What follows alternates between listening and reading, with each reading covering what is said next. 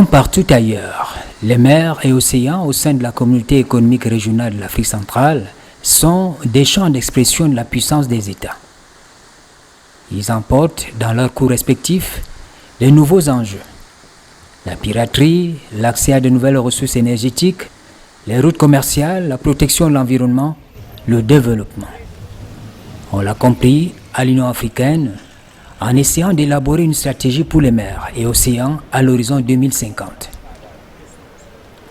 Le relais se fait dans l'espace de la CEAC où le président de la Commission a autorisé la mise sur pied d'une task force interdépendante, un détachement spécial d'intellectuels pour la production de la politique et des stratégies maritimes de la sous-région Afrique centrale. À l'Union africaine, où j'ai eu le privilège et l'honneur de travailler, c'est moi qui ai initié ce processus à l'Union africaine. Quand je dis initié, c'est parce que ça ne faisait pas partie de mon job description. C'est une décision que j'ai prise d'initiative de développer une stratégie multidécade, une stratégie multicouche, une stratégie concertée, cohérente, une vision commune de ce que nous voulons faire de l'espace maritime qui entourait l'Afrique. Cette fois-là, j'étais à l'Union africaine. Nous sommes arrivés à une adoption unanime et formelle de ma stratégie par tous les chefs d'État et de gouvernement de l'Union africaine. Donc, après l'Union africaine, ce que j'avais prévu dans cette stratégie, c'est qu'il y ait une comme ce que je dirais en anglais cascade down, que cette stratégie soit déclinée dans les sous-régions. Beaucoup de sous-régions ont déjà adopté une stratégie en lien, en harmonie avec ce que j'ai développé à l'Union africaine. La CEDEAO a créé ce qu'ils ont appelé ECOWAS Integrated Maritime Strategy, parce qu'à l'Union africaine, ce que j'ai développé, c'est Africa's Integrated Maritime Strategy pour l'horizon 2050. Les régions ont déjà adopté la leur, l'IGAD en Afrique de l'Est a déjà adopté la leur et mieux vaut tard que jamais, la CEAC est à pied d'œuvre pour adopter la sienne.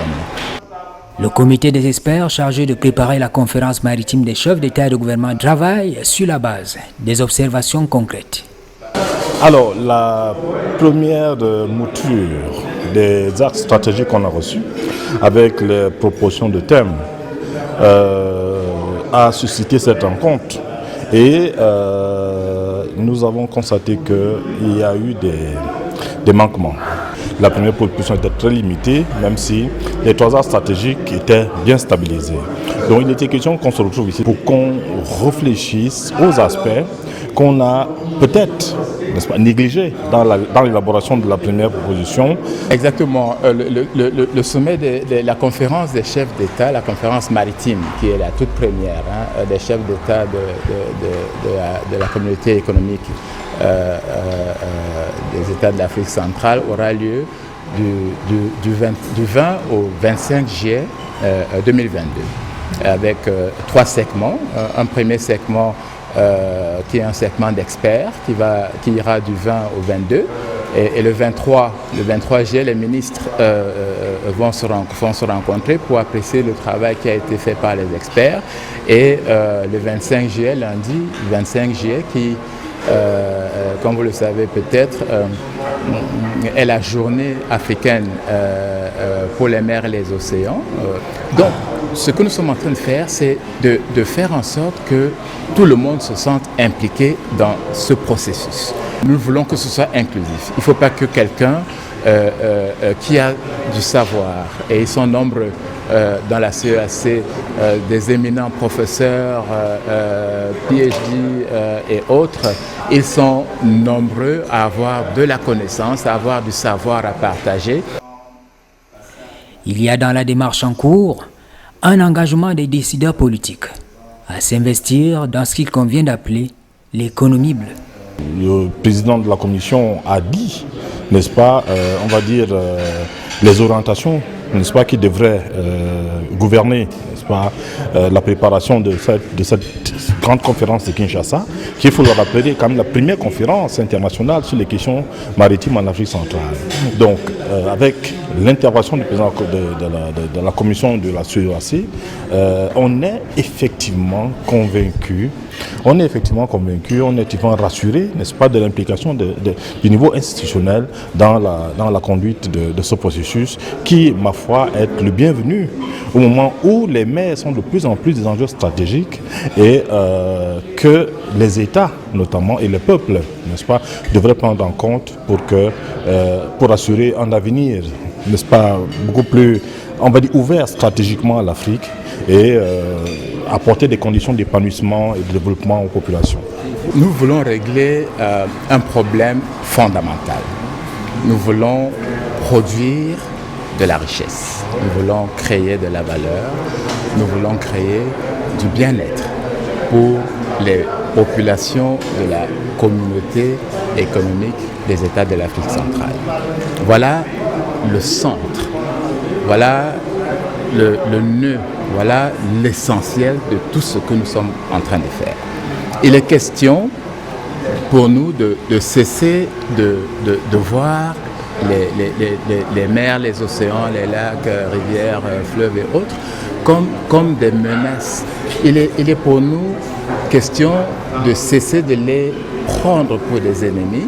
Il est question pour nous de cesser de les voir comme des lieux de souffrance, comme des vecteurs de souffrance.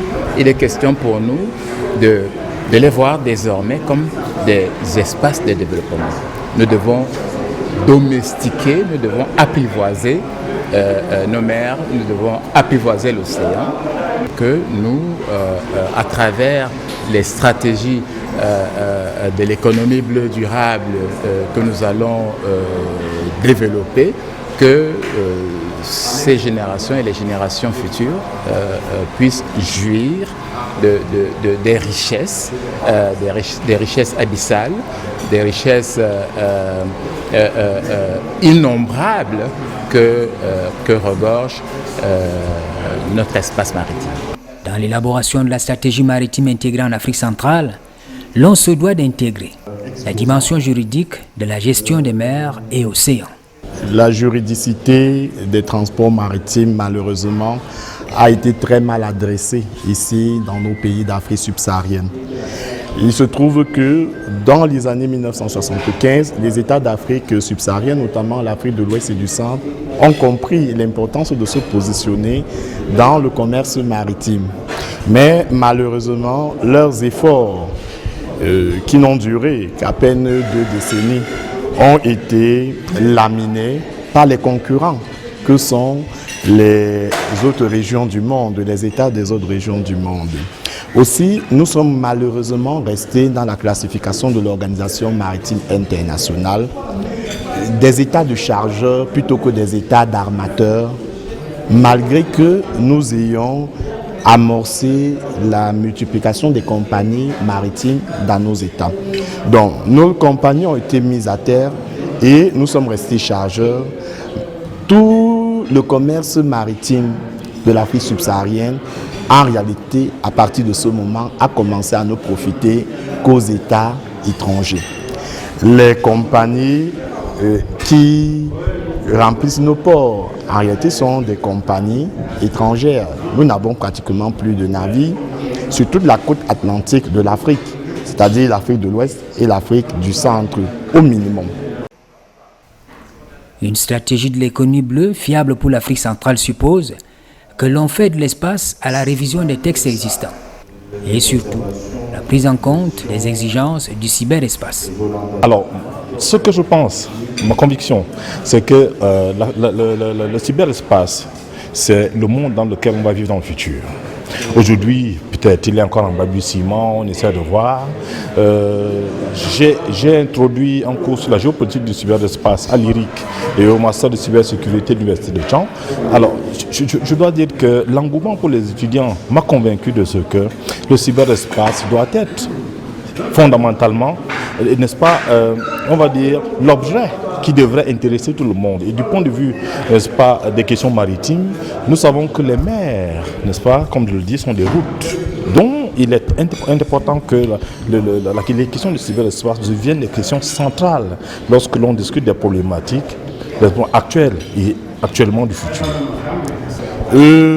Peut-être un peu de justesse, d'honnêteté dans la rédaction des textes, parce que les véritables experts maritimes ne peuvent prétendre ne pas connaître les conséquences néfastes de certains actes ou de certains articles, de certaines dispositions qu'ils intègrent eux-mêmes dans les textes qu'on leur demande de réaliser. Donc, sur la base de cela, nous pensons qu'il y a d'abord un problème de probité morale. Et une fois que cette question est résolue, il faudra aussi regarder peut-être au niveau du casting. Qui est-ce qu'on appelle? Est-ce que les compétences sont assez réelles, sont assez pertinentes? Et bien évidemment, voir aussi au niveau de nos États. Il nous souvient, par exemple, que pour la dernière convention de Rotterdam qui a été prise, la convention de 2009, beaucoup d'institutions professionnelles du pays avaient marqué leur négation vis-à-vis de ce texte. Cela n'a pas empêché qu'il soit finalement adopté dans le code de la marine marchande de la CEMAC du 22 juillet 2012 et qu'en 2017, l'État camerounais finisse par ratifier cette convention que la profession maritime avait pourtant rejetée d'emblée. Les mers et océans doivent cesser d'être des vecteurs de souffrance à cause de l'inaction communautaire. Ils doivent plutôt devenir des espaces de développement, de construction du progrès et de la prospérité pour les générations futures des citoyens de l'Afrique centrale.